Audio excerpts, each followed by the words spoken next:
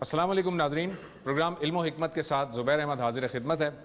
ہمارا یہ پروگرام پچھلے پروگراموں کی کنٹینیوشن میں ہے اور ہم جاوید صاحب کے ساتھ متفرق سوالات آپ کے سامنے رکھ رہے ہیں۔ آج کا ہمارے پروگرام کا کوئی ٹاپک نہیں ہے بلکہ جنرل گفتگو ہے، جس میں آپ کے جو ای میل سے ہمیں سوالات موصول ہوتے ہیں ان کو بھی ہم سامنے رکھیں گے۔ السلام علیکم جاوید صاحب۔ وعلیکم السلام۔ جاوید صاحب، پہلا جو سوال ہے میرے سامنے وہ مورگیج کے حوالے سے ہے۔ باہر جب ہم دیکھتے ہیں تو ہمیں گھر خریدنے کے لیے یا اور دیگر ضرورتوں کے لیے بینک سے مورگیج کرنا پڑتا ہے اور ہمیں وہ رقم لینی پڑتی ہے۔ اس کی ذرا وضاحت کیجیے گا کہ یہ کیا سود کے زمرے میں آئے گا یا نہیں؟ جی یقیناً اس کا سود سے کوئی تعلق نہیں ہے۔ وہ تمام چیزیں جو یوزیبل چیزیں ہیں ان میں سود نہیں ہوتا۔ سود صرف کنزیومیبل چیزوں میں ہوتا ہے۔ یعنی آپ کوئی کنزیومیبل چیز کسی کو قرض دیتے ہیں اور اس پر آپ منفعت مانگتے ہیں تو یہ سود ہے۔ کنزیومیبل کا مطلب یہ ہے کہ جو چیز اپنا وجود کھو دیتی ہے۔ جیسے میں کسی سے قرض لیتا ہوں تو روپیہ استعمال کروں گا، یہ استعمال اس طرح نہیں ہو سکتا جیسے میں اس کتاب کو یا میز کو استعمال کر رہا ہوں، اس میں روپیہ فنا ہو جائے گا، میں اسے خرچ کر ڈالوں گا، تو یہ گویا کنزیوم کر لینا ہے اس کو۔ یوزیبل چیزیں، قابل استعمال چیزیں، میز ہے، کرسی ہے، مکان ہے، آپ کی کار ہے، یہ سب چیزیں قابل استعمال چیزیں، ان میں سود نہیں ہوتا۔ ان میں جو آپ سے زائد لیا جاتا ہے وہ استعمال کا کرایہ ہے۔ آپ غور کریں کہ یہ کتنی بڑی چیز ہے جو اس زمانے میں حاصل ہو گئی ہے۔ آپ کرائے پہ رہتے رہے ہوں گے، میں تو ایک لمبے عرصے تک کرائے پر رہتا رہا ہوں۔ کرایہ جب ہم کسی مالک کو دے رہے ہوتے ہیں تو ظاہر کرایہ مارکیٹ مقرر کر دیتی ہے۔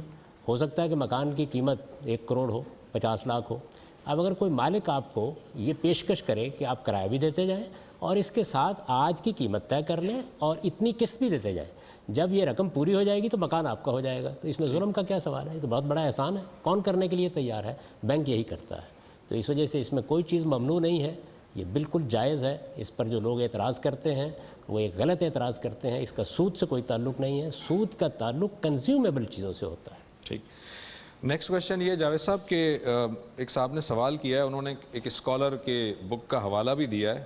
میں ویسے ہی جنرلائز کر لیتا ہوں کہ کسی اسکالر نے اپنی کتاب میں یہ لکھا ہے، انہوں نے مختلف حلال جانوروں کا ذکر کرتے ہوئے انہوں نے کہا ہے کہ طوطا بھی حلال ہے، اور ان کا سوال یہ ہے کہ طوطے کی چونچ تو چونکہ مڑی ہوئی ہوتی ہے اور یہ حلال ہو نہیں سکتا، آپ کی رائے جاننا چاہ رہے ہیں وہ۔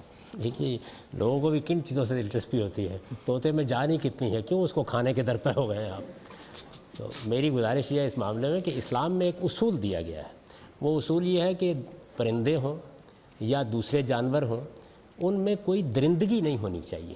اصل میں درندگی ہے جس کو ممنوع قرار دیا گیا ہے۔ اسی اصول کے اوپر خون پینے کو منع کیا گیا ہے، یعنی وہ بھی ایک درندگی کی علامت ہے یا درندگی کا احساس پیدا کرتا ہے یا انسانی نفسیات پر اس حوالے سے اثر انداز ہوتا ہے۔ آپ جانتے ہیں سور کو کیوں حرام کیا گیا ہے؟ اسی وجہ سے کیا گیا کہ یہ دنیا میں واحد جانور ہے جو اپنی سپیشیز کے لحاظ سے گوٹ کی، بکری کی سپیشیز سے ہے، لیکن یہ گوشت کھاتا ہے اور اس کی کچلیاں ہوتی ہیں۔ تو چونکہ اس میں درندگی اور ایک عام جانور کی شخصیت مل گئی ہے تو اللہ تعالیٰ نے اس کو ممنوع قرار دے دیا۔ تو اس وجہ سے اصل چیز یہ ہے، تو اگر طوطے میں بھی کوئی درندگی نظر آتی ہے تو نہ کھایا کریں اسے۔ اچھا، اسی سے متعلق سوال ہے، وہ میں پہلے رکھ دیتا ہوں۔ وہ یہ ہے کہ جو گوشت ہے اس کا، یعنی جو ذبیحہ جو ہم کھاتے ہیں اس میں تسمیہ اور تزکیہ کا آپ نے ذکر کیا تھا اپنے پروگرام میں۔ ہم بیرون ملک ہوتے ہیں تو ہمیں اندازہ نہیں ہوتا کہ جو ہمارے سامنے گوشت ہے اس کے اندر تسمیہ یا تزکیہ ہوا ہے یا نہیں ہوا، تو ایسی صورتحال میں ہم کیا کریں؟ نہیں، دیکھیے بات یہ کہ یہ معلوم ہوتا ہے، ہم جب امریکہ میں جاتے ہیں، برطانیہ میں جاتے ہیں تو ہمیں معلوم ہوتا ہے کہ کون سی جگہ وہ ہیں کہ جہاں اس کا اہتمام کیا گیا، کون سی جگہیں جہاں نہیں اہتمام کیا گیا۔ یہ اشتباہ تو اپنے ملک میں ہو سکتا ہے، مسلمان ملکوں میں ہو سکتا ہے کہ ہمیں بتایا یہ جا رہا ہے حقیقت میں کیا ہوگا، یعنی ہمارے سامنے رکھا تو جو گوشت کسی اور چیز کا جا رہا ہے، ہو سکتا ہے گدھے کا گوشت ہو، تو یہ احتمال یہاں تو ہو سکتا ہے، وہاں نہیں ہوتا، یہ معلوم ہوتا ہے۔ تاہم جو اصل بات ہے وہ یہ سمجھ لینی چاہیے کہ جانور اس کی جان لے کر آپ گوشت حاصل کرتے ہیں، یہ خدا کے اذن کے بغیر نہیں لی جا سکتی۔ جان کو حرمت حاصل ہے، مجھے یا آپ کو کوئی حق نہیں ہے کہ ہم گوشت کھانے کے لیے کسی جانور کو ذبح کر دیں، چنانچہ یہ اجازت اللہ نے دی ہے، یہ اس کے نام پر لی جائے گی، اس کے بتائے ہوئے طریقے کے مطابق لی جائے گی۔ تسمیہ کا مطلب یہ ہے اللہ کا نام لے کر جان لیجئے۔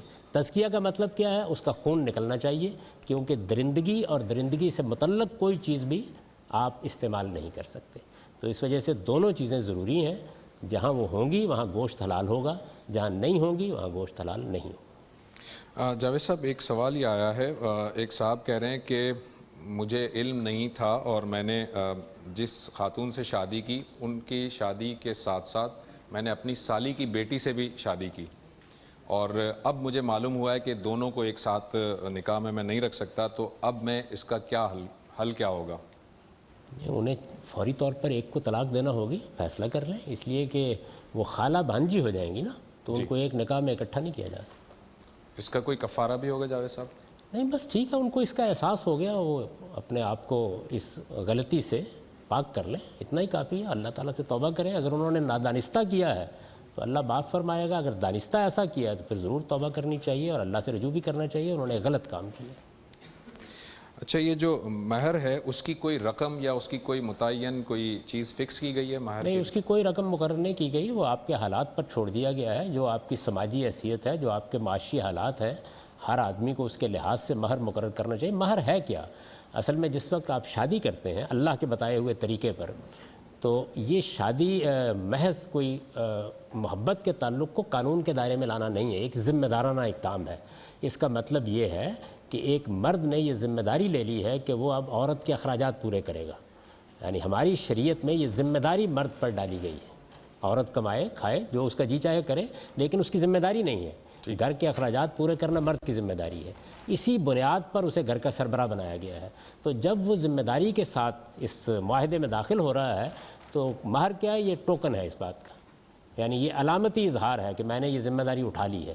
تو ہر آدمی کو یہ ٹوکن اپنی بیوی کے ہاتھ پر رکھنا چاہیے اور یہ اپنی حیثیت کے مطابق رکھنا چاہیے، اس کی کوئی مقدار مقرر نہیں کی گئی۔ ہر آدمی کو یہ ٹوکن اپنی بیوی کے ہاتھ میں رکھنا چاہیے، آپ نے فرمایا، لیکن ہم یہ دیکھتے ہیں کہ اس میں ایک اصطلاح استعمال کی جاتی ہے معجل، اور اس میں ہوتا یہ ہے کہ وہ مہر جو ہے اس کو دینے کی صورت صرف اس وقت آتی ہے جب طلاق کی نوبت ہوتی ہے، یعنی مہر پوری زندگی نہیں دیا جاتا، اور یہ ہوتا ہے کہ جی طلاق جب ہوگی تو اس کے بعد جو ہے وہ مہر دیا جائے گا۔ یہ کیا چیز ہے؟ یہ معلوم نہیں کیا چیز ہے، مہر تو ہے ہی اصل میں اس بات کا اظہار کہ میں نے یہ ذمہ داری قبول کر لی ہے، میں نان و نفقہ فراہم کروں گا، میں اخراجات پورے کروں گا، میں گھر میں نکھٹو بن کر نہیں بیٹھوں گا، میں کما کر لاؤں گا، یہ میری ذمہ داری ہے۔ اس ذمہ داری کا آپ نے اظہار کیا ہے اور یہ اظہار عملی طور پر کیا ہے، تو اس وجہ سے یہ ہر حال میں اس وقت ادا ہونا چاہیے۔ البتہ یہ ہے کہ بعض موقعوں کے اوپر انسان کے لیے کوئی مجبوری ہو جاتی ہے، شادی کا وقت طے ہو گیا تھا، اس وقت جو رقم طے کی گئی تھی وہ میسر نہیں ہو سکی، تو اس میں آپ یہ کہہ سکتے ہیں کہ میں چند دن بعد ادا کر دوں گا، تو اس کے لیے لوگوں نے اصطلاحات بنا لی ہیں، معجل اور غیر معجل اور فلاں۔ مہر تو اصل میں یہ ہے کہ آپ فوری طور پر رکھیں اپنی بیوی کے ہاتھ پر، اس کے بعد آپ اس معاہدے کی ابتدا کرتے ہیں۔ ٹھیک، یہاں سے کویشچن آپ کا ہے۔ السلام علیکم سر، میرا نام علی نصیب ہے۔ سر میرا ایک سوال ہے کہ میں نے ایک جگہ پہ ایک حدیث سنی ہے، پڑھی نہیں ہے۔ سرکار فرما رہے ہیں کہ مسجدیں ہماری اتنے فاصلے پہ ہونی چاہیے کہ ایک اذان کے بعد دوسری مسجد تک نہ پہنچے، کیا یہ ٹھیک ہے؟ اور اگر یہ ٹھیک ہے تو کیوں ہماری مسجدیں اتنے فاصلے پر نہیں بنتی کہ ایک اذان کی آوازیں آپس میں ٹکراتی ہیں؟ اس طرح کی کوئی حدیث نہیں ہے، یہ کسی نے غلط بات بیان کر دی ہے، ایسی کوئی بات نبی صلی اللہ علیہ وسلم نے بیان نہیں فرمائی، کسی مستند ذخیرے میں ایسی کوئی چیز میرے علم کی حد تک میری نظر سے نہیں گزری، تو اس وجہ سے یہ تو ضرورت کے تحت ہوتا ہے، بے ضرورت مسجد بنانی بھی نہیں چاہیے۔ مسجدیں دو طرح کی ہیں، ایک مسجد وہ ہے جو آپ 5 وقت کی نماز پڑھنے کے لیے بناتے ہیں، یہ تو آپ کو معلوم ہے کہ رسالت مآب صلی اللہ علیہ وسلم کے زمانے میں جو دار ہوتے تھے، یعنی گڑیاں بنی ہوتی تھیں تو لوگوں نے ان میں بنائی ہوتی تھی، یہ تو آپ ایک ہر گلی کے کونے پر بنا سکتے ہیں، اس میں روکا نہیں جا سکتا۔ ایک مسجد وہ ہے جو جمعے کے لیے بنائی جائے گی، وہ مسجد ریاست طے کرے گی کہ کہاں بننی ہے، اس کے حکم پر بنائی جائے گی، اس کی اجازت سے بنائی جائے گی، اس میں آپ کسی پارک پر قبضہ کر کے لاؤڈ اسپیکر نہیں لگا سکتے، حکومت طے کرے گی اور حکومت ہی اس میں امامت کا اور خطبے کا بندوبست کرے گی۔ اس میں بہترین اور مثالی صورت یہ ہے کہ حکمران خود آئے یا اس کا کوئی نمائندہ آئے۔ ٹھیک، یہاں سے آتے ہیں ہم۔ جی سر السلام علیکم، میرا نام عطا محمد ہے۔ میرا سوال یہ ہے کہ تفریح کو دور جدید میں بہت اہمیت دی جانے لگی ہے، اس کی دین کے اعتبار سے کیا صورت ہوگی؟ تفریح کو جو بہت زیادہ امپورٹنس دی گئی ہے، دین میں اس کی کیا صورت حال ہے؟ یہ انسانی ضروریات میں سے ایک ضرورت ہے، انسان کو آرام بھی چاہیے ہوتا ہے، تفریح بھی چاہیے ہوتی ہے۔ اسلام اس طرح چیزوں کو نہیں دیکھتا، وہ یہ دیکھے گا کہ اخلاقی لحاظ سے آپ کو غلط کام تو نہیں کر رہے ہیں، یعنی اخلاقیات طے ہیں۔ آپ جانتے ہیں کہ چند چیزوں کو بالکل متعین کر کے بتا دیا گیا ہے کہ کسی انسان کو ان کے قریب نہیں جانا چاہیے۔ آپ نے کبھی جمعے کے خطبوں میں دیکھا ہو ایک آیت تمام ہمارے ہاں جمعے کے خطبوں میں پڑھی جاتی ہے، اس میں بنیادی اخلاقیات بیان کی گئی ہیں، وہ قرآن مجید کی آیت ہے، ان اللہ یامر بالعدل والاحسان و ایتاء ذی القربہ، صحیح، یعنی اللہ تعالیٰ تمہیں اس بات کی ہدایت کرتا ہے کہ تم عدل سے کام لو، انصاف سے کام لو، تم لوگوں پر احسان کرو عدل سے بھی آگے بڑھ کے، اور تم اپنے رشتہ داروں کو اپنے مال میں شریک کرو، یہ ان کا حق ہے اور تمہارا فرض ہے۔ یہ مثبت اخلاقیات ہیں۔ اس کے بعد منفی اخلاقیات بیان کی گئی ہیں، اور اس میں یہ بتایا گیا ہے کہ اسم سے بچو، منکر سے بچو۔ اسم کیا ہے؟ کسی کی حق تلفی کرنا، کسی کا حق مار لینا۔ پھر یہ بتایا گیا ہے کہ کسی کے خلاف زیادتی سے بچو، والبغی، یعنی منکر سے بچو، اسم سے بچو اور بغی سے بچو، دوسروں کی جان مال آبرو کے خلاف زیادتی نہ کرو۔ اور تیسری چیز کیا؟ فواحش، یعنی ان چیزوں سے بچو کہ جو جنسی معاملات کے افشاء کا ذریعہ بنتی ہیں، یا جنسی ترغیبات کا ذریعہ بنتی ہیں، یا جنسی انارکی پھیلانے کا ذریعہ بنتی ہیں، ان سے بچو۔ یہ بڑے گناہ ہیں، ان چیزوں سے بچنا چاہیے، ان سے بچ کر آپ جو تفریح چاہیں کریں۔ یہ ایک عمومی ہدایت ہے کہ انسان کی زندگی میں تفریح اتنی ہونی چاہیے جیسے آٹے میں نمک ہوتا ہے۔ یہ ترتیب الٹ نہیں دینی چاہیے، یعنی آپ کی زندگی صرف تفریح ہو کر نہ رہ جائے، کیونکہ زندگی بڑے مقاصد کے لیے دی گئی ہے۔ یہ اتنی بات ہے بس، باقی تفریح آپ جو تفریح چاہے کریں، اس پر اسلام نے کوئی قدغن نہیں لگائی۔ جاوید صاحب ایک کویشچن یہ ہے کہ شوہر کے بارے میں قرآن مجید یہ فرما رہا ہے کہ بیدہ عقدۃ النکاح، اس کے ہاتھ میں نکاح کی ڈور ہے، عقدہ اس کے ہاتھ میں، اور نبی صلی اللہ علیہ وسلم تو چونکہ پیغمبر تھے لہٰذا وہ کسی کے نکاح کی تنسیخ کر سکتے تھے، وہ پیغمبر کی حیثیت سے۔ آج قاضی کو کیسے حیثیت حاصل ہو گئی کہ قاضی بھی تنسیخ نکاح کا فیصلہ کر سکتا ہے؟ اگر شوہر نکاح ختم نہ کرنا چاہے یا طلاق نہ دینا چاہے تو قاضی کیسے دے سکتا ہے؟ نہیں، یہ اس طرح نہیں ہے، اس طرح ہے کہ اگر فرض کر لیجئے کہ ایک عورت طلاق چاہتی ہے، اس کو حق ہے، وہ یہ مطالبہ کر سکتی ہے، عام حالات میں شوہر کو یہ مطالبہ قبول کر لینا چاہیے۔ یعنی ظاہر ہے قرآن مجید نے جو ہدایت کی ہے وہ کیا ہدایت ہے؟ وہ یہ ہے کہ جھگڑا ہو گیا ہے، نباہ نہیں ہو رہا، تو کوشش کریں کہ صلح ہو جائے۔ پھر اس کے بعد ہدایت فرمائی ہے کہ ایک حکم عورت کے خاندان سے لے لیا جائے، ایک مرد کے خاندان سے لے لیا جائے، دونوں مل کر کوشش کریں کہ ایک گھر بنا ہے یہ بنا رہے۔ یعنی گھر کا ٹوٹنا کوئی معمولی بات تو نہیں ہے نا، اس کے بڑے دور رس اثرات ہوتے ہیں، تو اللہ تعالیٰ نے بتایا ہے کہ اس کو بچانے کی کوشش کی جائے۔ ساری کوششیں ناکام ہو گئیں، عورت کو اصرار ہے کہ مجھے طلاق ہی چاہیے، تو ایک معقول آدمی اس کو قبول کرے گا اور طلاق دے دے گا۔ اس نے طلاق نہیں دی اور عورت یہ سمجھتی ہے کہ میرا اب نباہ نہیں ہو سکتا، تو وہ کہاں جائے گی؟ ظاہرہ یا خاندان کے پاس جائے گی یا عدالت کے پاس جائے گی۔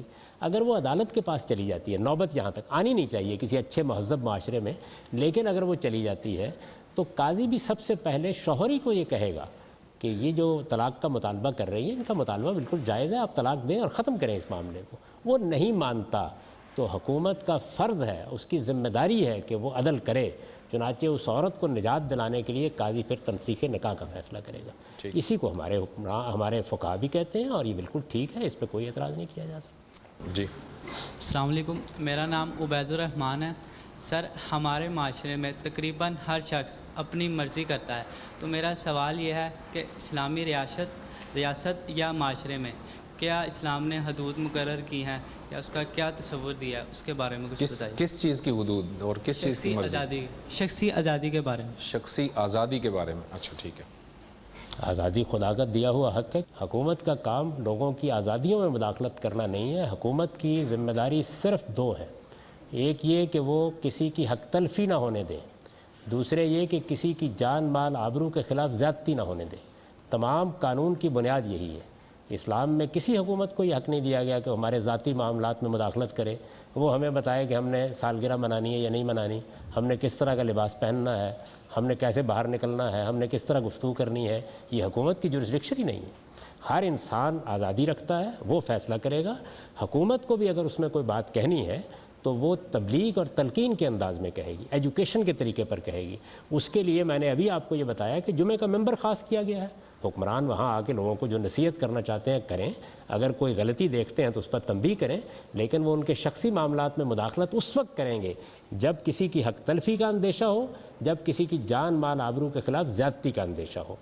جو دین کے احکام ہیں ان میں صرف 4 چیزیں ہیں جو میں نے ابھی گن کے آپ کو بتائی کہ یہ چیزیں ہیں جن کے بارے میں حکومت ہی کو حکم دیا گیا ہے کہ وہ ان پر عمل کرے، اور ان میں یہ ہے کہ جنگ اس کو کرنی ہے ٹھیک ہے. یعنی اللہ کے حکم پر بھی پرسیکیوشن کے خلاف، ظلم کے خلاف اگر جنگ کا موقع ملتا ہے تو وہ حکومت کرے گی، میں یا آپ نہیں کر سکتے.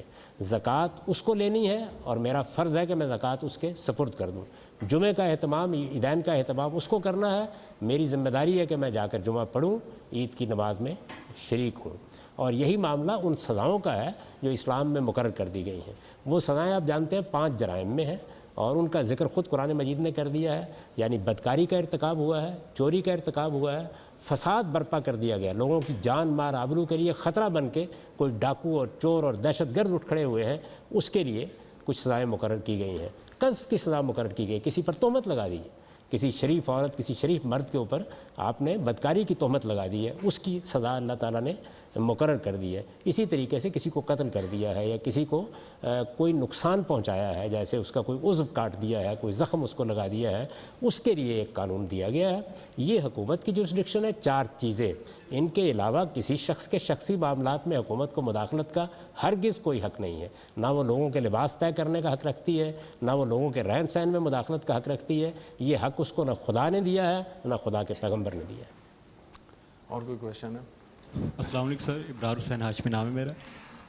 سر سوال میرا ہے کہ شیطان کو رمضان میں باندھ دیا جاتا ہے تو اس کے باوجود انسان گناہ کرتا ہے، جھوٹ بھی بول رہا ہے، اللہ لعنت کرے زنا بھی کرتا ہے، اللہ عذاب نازل کرے شراب خوری بھی کرتا ہے. تو سر اس کے بارے میں آپ کا کیا نقطہ نظر ہے؟ ٹھیک. اس پہ اپنا نقطہ نظر تو میں بعد میں بتاؤں گا، لیکن یہ جو آپ نے لوگوں کے لیے عذاب کی دعا کی ہے یہ میری سمجھ میں نہیں آئی.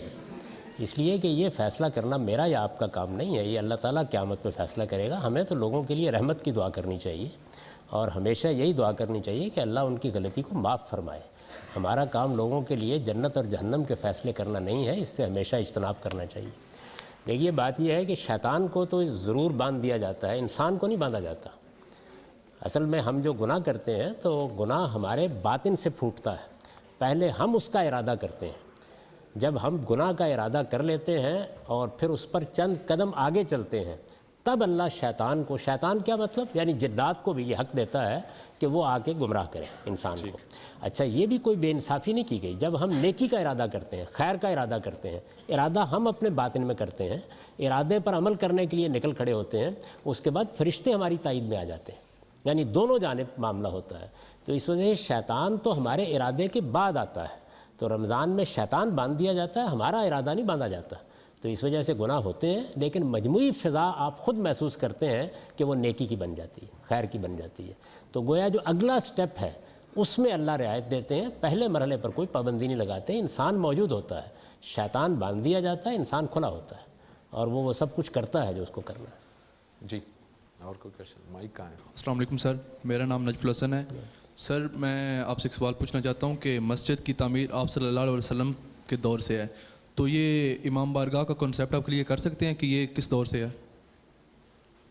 یہ امام بارگاہ ہمارے ہاں ایک مذہبی نقطہ نظر رکھنے والے لوگ ہیں جنہوں نے اپنے بعض مراسم کے لیے بنائی ہوئی ہے. انہوں نے بھی کبھی یہ نہیں کہا کہ یہ رسالت مآب صلی اللہ علیہ وسلم کے دور کی چیز ہے. اس وجہ سے اس کو اسی حوالے سے دیکھنا چاہیے. مسجد البتہ محمد الرسول اللہ سے پہلے بھی موجود تھی. چنانچہ یہ جو آپ کا کعبہ ہے جس کو آپ بیت اللہ کہتے ہیں، یہ بھی مسجد حرام ہے. تو مسجد تو ہمیشہ سے موجود رہی ہے. اسی طرح سے مسجد اقصیٰ جس کو آپ کہتے ہیں یا بیت المقدس کہتے ہیں، وہ بھی ایک پیغمبر کی بنائی ہوئی مسجد ہے. مسجد تو ہمیشہ سے موجود رہی ہے. یہ ظاہر ہے کہ ایک گروہ نے اپنے لیے ایک مرکز بنایا ہے، اس کے لیے انہی سے بات کرنی چاہیے. مسجد ہے جو اصل میں ایک دینی اہمیت رکھتی ہے اور اس لحاظ سے ظاہر ہے کہ وہ ہماری نماز کی جگہ ہے، اسی کو ہم نے اپنے لیے عبادت گاہ کے طور پر اختیار کرنا ہے. اور یہ مسجد مسلمان سبھی بناتے ہیں. اس کے ساتھ اگر کوئی گروہ، کوئی فرقہ اپنے لیے کوئی الگ مرکز بناتا ہے تو یہ کوئی ناجائز چیز نہیں، وہ بنا سکتا ہے. البتہ مسجد مسجد ہی رہے گی اور مسجد کو ایک دینی حیثیت اللہ کے پیغمبروں نے دی ہے، یہ اس سے چھینی نہیں جا سکتی. جاوید صاحب ایک کویشچن یہ ہے کہ آپ نے کسی پروگرام میں فرمایا تھا کہ جو زینت کی چیزیں ہیں انہیں ممنوع نہیں قرار دیا گیا، نہ حرام قرار دیا گیا، بلکہ وہ مسلمانوں کے لیے ہیں اور اسے اختیار کیا جانا چاہیے. یہ جو سونا ہے اور جو سلک ہے، ریشم، یہ بھی زینت کی چیزیں ہیں، تو یہ پھر کیوں کہا جاتا ہے کہ مردوں کے لیے حرام ہے؟ یہ ایسے نہیں ہے. اصل میں دیکھیے جس جگہ سے یہ آپ نے جس آیت کا حوالہ دیا ہے اس میں اللہ تعالیٰ نے بات یہاں سے شروع کی ہے کہ خذوا زینتکم عند کل مسجد. یعنی اللہ کے دین میں کوئی آپ کو جوگیوں کا لباس پہن کے عبادت نہیں کرنی، بلکہ آپ اپنا بہترین لباس پہن کے مسجد میں جائیے اور ہر زینت کی چیز اختیار کیجیے۔ اللہ تعالیٰ کے ہاں ایسی کوئی پابندی نہیں ہے۔ ٹھیک، وہاں یہ کہا گیا ہے کہ کلو وشربوا ولا تسرفوا، کھانے پینے کے معاملے میں بھی اللہ نے کوئی پابندی نہیں لگائی، البتہ آپ کو اسراف نہیں کرنا چاہیے، صحیح، یعنی حدود سے تجاوز کرنا، فضول خرچی کرنا، آپ نے مال و دولت کی نمائش کرنا، یہ اخلاقی برائی ہے، یہ وہیں واضح کر دیا گیا ہے۔ تو کسی چیز کو جب آپ اختیار کرتے ہیں تو یا تو ضرورت کے لیے اختیار کرتے ہیں یا اپنی حصے جمالیات کی تسکین کے لیے اختیار کرتے ہیں، یعنی آپ محسوس کرتے ہیں کہ یہ چیز آپ کو زینت بخش رہی ہے، اس حد تک بالکل جائز ہے، اس پر کوئی پابندی نہیں، بلکہ اللہ تعالیٰ تو کہتے ہیں کہ وہ کون ہے کہ جس نے زینتوں کو حرام کیا ہے، میں نے یہ اپنے بندوں کے لیے پیدا کی ہیں، بلکہ مزید آگے بڑھ کے یہ کہا ہے کہ ہے للذین آمنوا فی الحیات الدنیا، میں نے یہ پیدا ہی ایمان والوں کے لیے کی ہیں، یہ تو منکرین کو ان کے طفیل مل رہی ہیں، تو آپ زینتیں اختیار کیجئے، لیکن نمائش کرنا، اپنے آپ کو لباس شہرت جس کو کہا ہے حدیث میں، یعنی ایک اسٹیٹس سمبل بن گئی کوئی چیز، اس کو اختیار کرنا، اس کو پسند نہیں کیا گیا۔ وہ چیزیں جو تکبر کی علامت بنتی ہیں، جو اسراف کی علامت بنتی ہیں، اس زمانے میں مردوں کا ریشم پہننا، ریشم کے چوگے پہننا یا سونے کے کنگن پہننا، یہ اصل میں اسی طرح سے ایک طرح سے اسٹیٹس سمبل تھا، بڑے لوگ اس کے ذریعے سے اپنی دولت اقتدار کی نمائش کرتے تھے، اس کو حضور نے منع کیا ہے، اور یہ اسی آیت کے تحت کیا ہے جس میں یہ کہا گیا ہے کہ کھاؤ پیو، زینت کی چیزیں استعمال کرو، لیکن فضول خرچی نہ کرو، نمائش نہ کرو، اور اس طریقے سے اپنے آپ کو دوسروں پر بڑا ثابت کرنے کی کوشش نہ کرو۔ تو گویا ایک شخص اگر ریشم کے کپڑے پہنتا ہے اور گولڈ استعمال کرتا ہے، سونے کے زیورات بھی پہنتا ہے، اور وہ یہ محسوس کرتا ہے کہ تکبر یا گھمنڈ کا اس میں نہیں ہے ایسا عنصر، تو وہ ٹھیک ہے اس کے لیے؟ دونوں پہلو ہیں۔ دیکھیے بات یہ ہے کہ ایک تو یہ ہے کہ آپ محسوس کیا کرتے ہیں، ایک یہ ہے کہ آپ کو دیکھنے والے کیا محسوس کرتے ہیں، تو دونوں چیزوں کا لحاظ کرنا چاہیے۔ میں اپنے باطن میں کیا محسوس کرتا ہوں، دوسروں پر کیا اثر پڑتا ہے، تو ایسی چیزوں کے بارے میں صرف میرا باطنی احساس کافی نہیں ہے فیصلے کے لیے، مجھے یہ بھی دیکھنا چاہیے کہ لوگ اس کو کیا لیں گے۔ اور میں آپ سے یہ بھی عرض کروں کہ اس وقت یہ ریشم اور یہ چیزیں جو ہیں یہ وہ اہمیت نہیں رکھتی جو اس زمانے میں رکھتی تھی، اب اور بہت سی چیزیں اسٹیٹس سمبل ہو چکی ہیں، اور بہت سی چیزیں غریبوں پر دوست جمانے کا ذریعہ بن چکی ہیں، ان سے اجتناب کرنا چاہیے۔ جاوید صاحب، ایک کویشچن یہ ہے جو آپ کے اس طرح کی جو کویشچن آنسر سیشن ہوتا ہے اس میں عام طور پر یہ کویشچن آتا ہی ہے ریپیٹ، وہ نیل پالش کا کویشچن ہے، اور وہ یہ ہے کہ خواتین جو ہے وہ نیل پالش جب لگائے ہوئے ہوں تو اس پہ وضو کر کے نماز ادا کر سکتی ہیں، اور اس کے ساتھ ایک اور کویشچن میں ایڈ کر دیتا ہوں کہ جو مرد حضرات ہیں دفتروں میں وہ کام کرتے ہیں، انہیں دقت ہوتی ہے اپنے شوز اور ساکس اتار کر وضو کرنے میں، تو ان کے لیے بھی ذرا بتا دیجیے گا۔ یہ خواتین جب بھی نیل پالش لگانا چاہیں پہلے وضو کر لیں، اس کے بعد اس کے اوپر نیل پالش لگا لیں، اور پھر اس کے اوپر جب چاہیں وضو کرتی رہیں، اتارنے کی کوئی ضرورت نہیں ہے۔ جب کبھی پھر اتاریں، دوبارہ لگانے کا امکان ہو، پہلے وضو کر لیں اس کے بعد لگا لیں۔ یہی طریقہ مردوں کو بھی اختیار کرنا چاہیے، وضو کر کے جرابیں پہن لیں، اس کے بعد وہ مسح کر سکتے ہیں، اس کی حضور نے اجازت دی ہے، اور یہی کرنا چاہیے۔ دفتروں میں بھی، سفر میں بھی خاص طور پر جرابیں پہن لینی چاہیے تاکہ آپ دوسروں کے لیے اذیت کا باعث نہ بنیں۔ تو آپ مسح کر سکتے ہیں، اور 24 گھنٹے تک عام حالات میں، اور سفر میں 3 دن تک کر سکتے ہیں۔ 24 گھنٹے اور عام حالات میں 3 دن۔ جی، اور کیا سوال ہے؟ السلام علیکم سر میرا نام علی حسن ہے سر۔ میں پوچھنا چاہتا ہوں کہ حفاظت اور بچاؤ کے لیے لوگ قرآنی آیات کو دیواروں پہ لٹکا دیتے ہیں، تو سر آپ کا مطلب کیا پوائنٹ آف ویو ہے، اسلام اس کے بارے میں کیا حکم دیتا ہے؟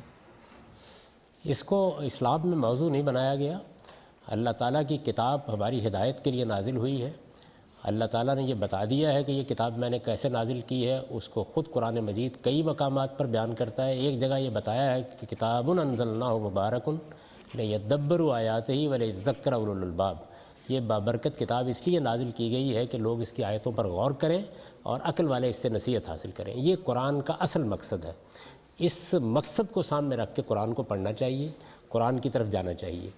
البتہ چونکہ یہ اللہ کی کتاب ہے تو لوگوں نے اپنے تجربات سے یہ چیز دریافت کی ہے کہ بعض آیات میں کچھ تاثیر ہوتی ہے، یہ ان کی دریافت ہے۔ یہ ایسے ہی ہے کہ جس طرح اللہ نے یہ دنیا بنائی ہے تو لوگوں نے دریافت کر لیا کہ فلاں بوٹی میں یہ تاثیر ہے، اس سے یہ دوا بنائی جا سکتی ہے، تو اس کو انسانی تجربے کی روشنی میں دیکھنا چاہیے، کیونکہ اس میں کوئی شرک نہیں ہے، کوئی خرابی نہیں ہے، آپ استعمال بھی کر سکتے ہیں۔ لیکن قرآن مجید اصل میں کس لیے نازل کیا گیا ہے، وہ ہدایت کے لیے کیا گیا ہے، اس کی آیات کی تلاوت تدبر کے ساتھ ہونی چاہیے۔ السلام علیکم سر، میرا نام بلال ہے میں آپ سے یہ پوچھنا چاہتا ہوں کہ تصوف کیا ہے، تصوف کی حقیقت کیا ہے؟ انسان نے جب یہ چاہا کہ وہ اصل حقیقت کو جانے، ایبسولیوٹ ریئلٹی کو جاننے کی کوشش کرے، وہ کیا ہے، دنیا کیا ہے، کہاں سے آیا ہے، تو اس کے لیے انسان نے دو ذریعے اختیار کیے۔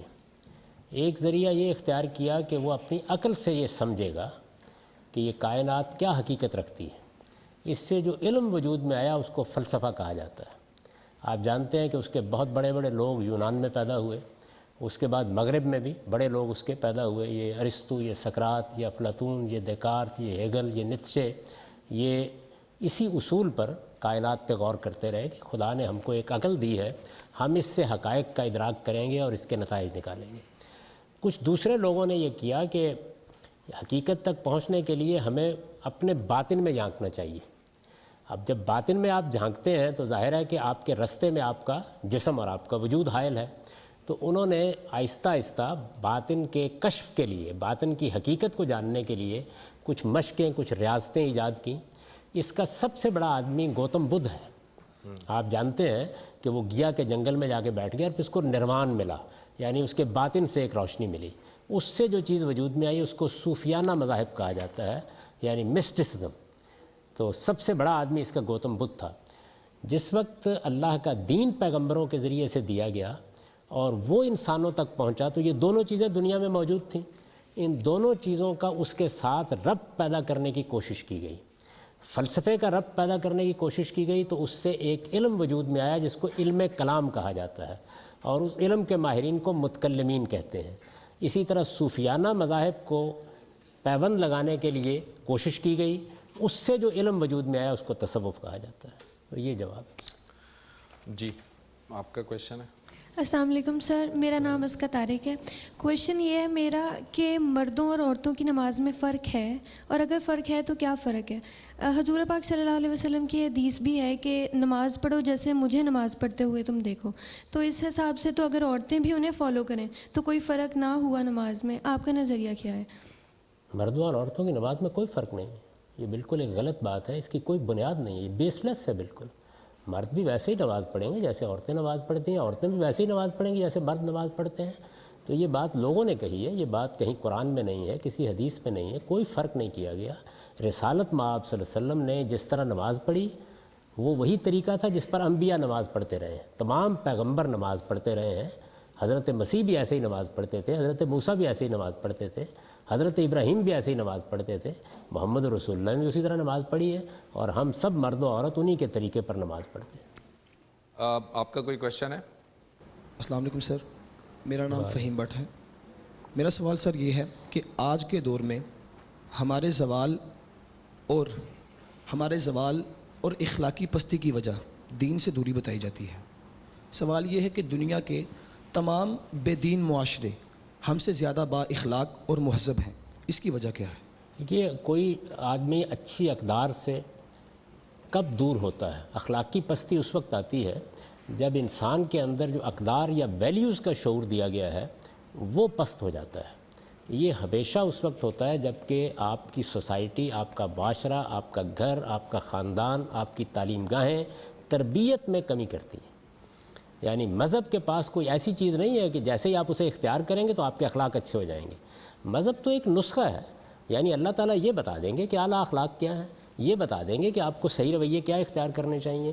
ان رویوں کے اندر لوگوں کی تربیت کرنا، ان کے اندر اس کا شعور بیدار کرنا، یہ در حقیقت پہلے مرحلے میں والدین کا کام ہے۔ اس کے بعد آپ کے تربیتی نظام، آپ کے اساتذہ، آپ کے مجموعی ماحول کا کام ہے۔ یہ چیز ہے کہ جو ہمارے ہاں بہت ناقص ہو گئی ہے۔ یعنی ہماری مسجد اپنا کردار ادا نہیں کرتی، ہمارا دانشور اپنا کردار ادا نہیں کرتا، ہمارے علماء اپنا کردار ادا نہیں کرتے، ہمارے خاندان، ہمارے معاشرے کو اس کی کوئی پرواہ نہیں ہوتی، ہم اعلیٰ اقدار کو اپنا مسئلہ بنانے کے لیے تیار نہیں ہیں۔ تو یہ تربیت کے نظام کی خامی ہے جس سے بتدریج اخلاقی لحاظ سے ہم پست ہوتے چلے جا رہے ہیں۔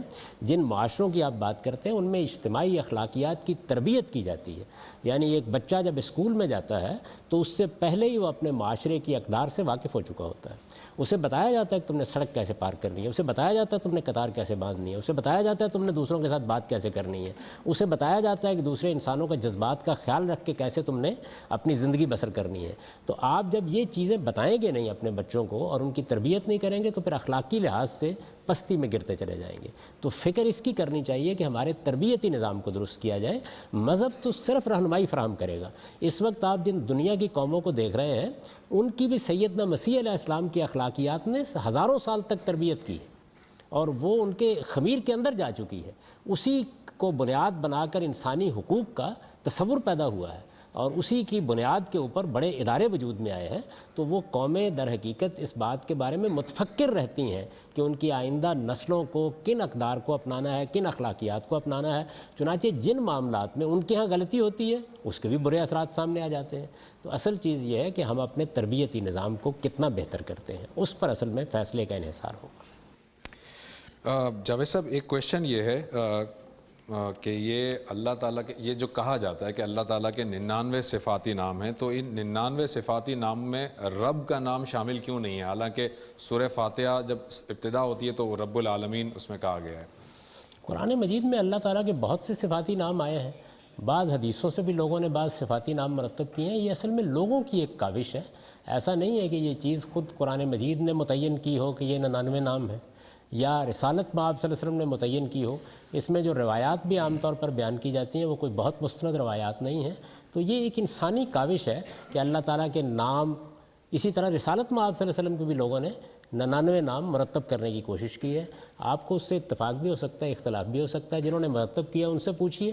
اس کا مذہب سے کوئی تعلق نہیں ہے. یعنی ایسا نہیں ہے کہ اللہ نے یا اللہ کے پیغمبر نے اس کو متعین کر دیا ہے. اچھا, ناموں کے اس حوالے سے ایک اور کویشچن یہ ہے کہ لوگوں کے جو نام ہوتے ہیں, جیسے کسی کا نام رحیم ہے تو یہ کہا جاتا ہے کہ عبد الرحیم ہی اسے پکارنا چاہیے, رحیم نہیں کہنا چاہیے. رحیم کہنا بالکل درست نہیں ہے. تو اللہ تعالیٰ کے جتنے بھی صفاتی نام ہیں وہ بندوں کے لیے نہیں بولے جا سکتے عبد لگائے بغیر. نہیں, دیکھیے اللہ تعالیٰ کے لیے جب وہ بولے جاتے ہیں تو وہ ہمیشہ ایک دی کے ساتھ, جیسے انگریزی میں بولتے ہیں آپ, تو عربی زبان میں اس کا مترادف ال ہے. تو الرحیم اللہ تعالیٰ ہے, الرؤوف اللہ تعالیٰ ہے. جب آپ اس کے بغیر بولتے ہیں تو کوئی حرج کی بات نہیں. خود رسالت میں آپ صلی اللہ علیہ وسلم کے لیے رؤوف الرحیم کے الفاظ قرآن مجید میں آئے ہیں. تو اس وجہ سے اللہ الرؤوف ہے, الرحیم ہے. ہم بندے رحیم رؤوف ہو سکتے ہیں. اللہ تعالیٰ الرؤوف اور الرحیم ہے تو پھر العلیم بھی ہے. لیکن اللہ تعالیٰ اپنے آپ کے بارے میں کہتا ہے ان اللہ علیم بذات الصدور. العلیم بذات الصدور تو نہیں کہہ رہا. نہیں, وہاں وہ جملے میں آیا ہے, وہاں پر وہ نام کے طور پر نہیں آیا بلکہ ایک فعل کے طور پر آیا ہے, جس کو عربی زبان میں کہتے ہیں کہ ایک مبتدا کی خبر ہے. تو وہاں تو الف لام آ ہی نہیں سکتا, وہاں اطلاع دی گئی ہے. اس کا یہ مطلب نہیں ہے کہ اللہ تعالیٰ کے لیے جب بولا جائے گا تو اس کی طرف بولا جائے گا. اللہ تعالیٰ کے لیے ویسے بھی ہم بول سکتے ہیں, لیکن اس کے نام کے طور پر جب آپ بولتے ہیں تو پھر وہ الرحیم الرؤوف ہے. تو اس وجہ سے محض رحیم محض رؤوف یہ انسانوں کے نام بھی ہو سکتے ہیں, رکھے جا سکتے ہیں, بولنے میں بھی کوئی حرج نہیں. جاوید صاحب ایک اور کویشچن یہ ہے کہ دادا کی وراثت میں پوتے کا حق کیوں نہیں تسلیم کیا جاتا جبکہ اس کے والد کا انتقال ہو گیا ہو؟ میں تو تسلیم کرتا ہوں, میں نے اس پر لکھ بھی دیا ہے, اس کے دلائل بھی دے دیے ہیں. جو لوگ نہیں تسلیم کرتے ہیں ان کے دلائل کی نفی بھی کر دی ہے. آپ چاہیں تو میری کتاب مقامات میں وہ مضمون پڑھ سکتے ہیں جس میں میں نے بدلائل بتا دیا ہے کہ جو مرنے والے کا باپ ہے, یعنی ظاہر ہے کہ پوتے کا جب آپ ذکر کرتے ہیں تو اس کا مطلب ہے اس کا باپ دنیا سے رخصت ہو گیا, وہ یتیم ہے وہ, تو اس کا جو باپ ہے اسی کی میراث اس کو دے دی جائے گی. اگر وہ زیادہ ہیں تو وہی میراث ان میں تقسیم کر دی جائے گی. کس اصول پر دی جائے گی اس کی ظاہرہ کی تفصیل یہاں نہیں کی جا سکتی, وہ میں نے اس مضمون میں کر دیا, آپ اس کو پڑھ لیجئے. اس میں پوری وضاحت سے میں نے بتا دیا ہے کہ یہ تاثر بالکل غلط ہے. یہ چونکہ ایک ذرا اجتہادی معاملہ تھا, اس میں ہمارے ہاں لوگوں سے غلطی ہوئی. جاوید صاحب یہ کویشچن یہ ہے کہ ابھی پچھلے دنوں ایک بحث ہوئی کہ جو ریاست ہے اس نے شادی کی عمر طے کرنے کی بات کی. تو کیا شادی کے لیے ریاست جو ہے وہ عمر طے کر سکتی ہے, یا جب بھی کوئی لڑکا یا لڑکی سن بلوغت تک پہنچے تو وہ شادی کرنے کے لیے آزاد ہے, ریاست اس میں مداخلت کر سکتی ہے؟ میں نے ابھی ایک سوال کے جواب میں یہ بتایا ہے کہ ریاست کی مداخلت کی بنیادیں دو ہوتی ہیں. یعنی آپ کی پارلیمنٹ قانون سازی کرے, ریاست کوئی حکم دے, حکمران کوئی قانون بنائے, اس کی بنیادیں دو ہی ہوں گی. یا وہ کسی حق تلفی کو روکنے کے لیے بنایا جائے گا, یا جان مال آبرو کے خلاف زیادتی کو روکنے کے لیے بنایا جائے گا. ٹھیک. یہ جو بحث ہوتی ہے کہ کسی بچی کی یا بچے کی عمر طے کی جائے, تو آپ یہ دیکھیے کہ یہ کس لیے ہوتی ہے. اس لیے ہوتی ہے کہ اس میں یہ تاثر پیدا ہوتا ہے کہ یہ جو آنے والا بچہ ہے اس کی حق تلفی ہوگی. یعنی ایک بچے کو ایک باشعور ماں ملنی چاہیے، ایک باشعور باپ ملنا چاہیے. اس وجہ سے نکاح کا معاملہ کوئی بچوں کا کھیل نہیں ہے. تو ریاست یہاں پر اس بچے کے حقوق کے لیے مداخلت کر رہی ہے، کر سکتی ہے، اس لیے کہ یہاں کسی کے حق کے استقرار کا مسئلہ پیدا ہو گیا ہے. کر سکتی ہے، لازم نہیں ہے کہ کرے. اگر وہ سمجھتی ہے کہ لوگ اس میں غلطی کر رہے ہیں، اس سے بچے کا حق تلف ہوگا، بچے کی صحت پر، بچے کی پرورش پر، اس کے گھر پر برے اثرات ہوں گے، تب مداخلت کرے گی. یعنی وہی اصول ہوگا کہ یا اس وقت جو دنیا میں کوئی شخص موجود ہے اس کی حق تلفی کو روکا جا رہا ہے، یا آنے والے کی حق تلفی کو روکا جا رہا ہے. ٹھیک. اس میں جاوید صاحب ذرا یہ بھی واضح کر دیجیے گا کہ اگر ریاست یہ قانون سازی کرتی ہے تو یہ قانون سازی ایبسولوٹ ہوگی یا اس میں کچھ مستثنیات بھی رکھنے چاہیے؟ ہر اچھے قانون میں کچھ مستثنیات ضرور رکھنے چاہیے. اس کی وجہ یہ ہے کہ بعض موقعوں پر ایسی ضرورتیں پیش آ جاتی ہیں جن کا انسانی عقل احاطہ نہیں کر سکتی. یعنی اس وقت بھی قانون ضرور بنانا چاہیے. یہ قانون حق تلفی کو روکنے کے لیے ہے. یہ دینی لحاظ سے بھی بنایا جا سکتا ہے، اخلاقی لحاظ سے بھی بنایا جا سکتا ہے. یہاں قانون سازی ہو سکتی ہے، ریاست یہاں مداخلت کر سکتی ہے. یہ قانون بنانے کا ریاست کو حق ہے، لیکن اسے یہ دیکھنا چاہیے کہ وہ کس ملک میں یہ قانون بنا رہی ہے، وہاں کیا حالات پیش آ سکتے ہیں. ایسے بہت سے مواقع ہو سکتے ہیں کہ یہاں بچیوں کی عصمت کی حفاظت کے لیے بعض اوقات والدین مجبور ہو جاتے ہیں کہ وہ پہلے شادی کریں. تو اس میں لازماً آپ کو گنجائش رکھنی چاہیے کہ اگر ایسی کوئی صورت پیش آ جائے تو پھر کیا طریقہ اختیار کیا جائے گا. کسی کی کوئی مجبوری ہے تو اس موقع پر ریاست اس کی کیا مدد کرے گی. ہمارے ہاں ریاست ابھی تک اس درجے میں انسانوں کو حفاظت نہیں فراہم کر سکی جس درجے میں اس کو کرنی چاہیے. تو لہٰذا ایسے قوانین بھی مطلق انداز میں بنانے کی بجائے ان کے اندر گنجائش رکھنی چاہیے. یعنی وہ گنجائش کیسے رکھیں گے آپ، اس سے کوئی غلط فائدہ نہ اٹھائے، اس کو کیسے روکیں گے، اس پر پارلیمنٹ کو غور کرنا چاہیے، اہل علم کو غور کرنا چاہیے. لیکن جہاں تک اس کا تعلق ہے کہ ریاست یہ قانون بنا سکتی ہے یا نہیں بنا سکتی، یقیناً بنا سکتی ہے، کیونکہ یہ بچے کے حقوق کی حفاظت کے لیے بنایا جا رہا ہے. Thank you very much Javed صاحب، آپ کا بہت بہت شکریہ، آپ نے وقت نکالا. ناظرین، ہمارے اس پروگرام کا وقت ختم ہوا چاہتا ہے. آپ اس اسکرین پر جو ای میل ایڈریس اسکرول کر رہا ہے اس پر اپنے اور بھی سوالات جو آپ پوچھنا چاہتے ہیں جاوید صاحب سے، یا کوئی اور ٹاپک جس پر آپ گفتگو سننا چاہتے ہیں، وہ ہمیں بھیج سکتے ہیں. ہم اگلے کسی پروگرام میں آپ کے سوالات کو ٹیک اپ بھی کر لیں گے، اور آپ کے اگر ٹاپک ہیں تو ان پر بھی گفتگو کا ارینجمنٹ کریں گے. اگلے پروگرام تک کے لیے زبیر احمد کو اجازت دیجیے. اللہ حافظ.